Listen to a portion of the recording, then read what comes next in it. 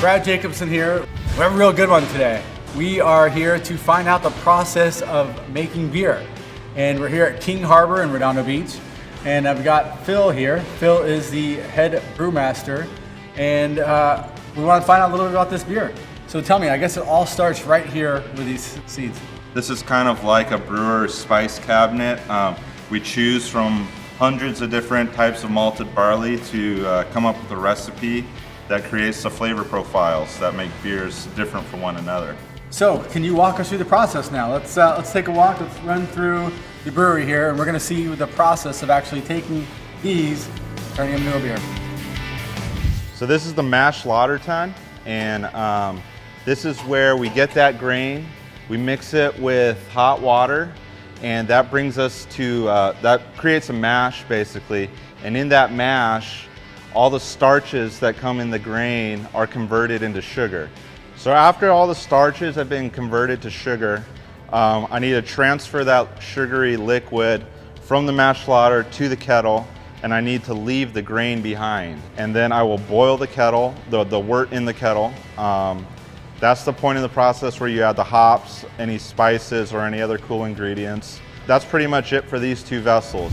I wanted to ask Phil if how nasty this tasted, and Phil says it's actually pretty good. So what we've done is Phil's got us 2 cups here, and we're actually going to try the what is this called? At this point, it's wort. Wort. Yeah. Right. So, cheers.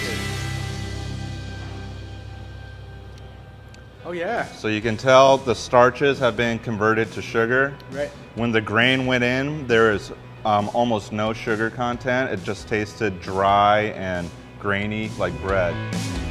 So now we're in what we refer to as the cellar, which is also the cold side of brewing. Everything on this side is either generally room temperature or very cold. So fermentation happens at about 70 degrees for ales, which is what we make here.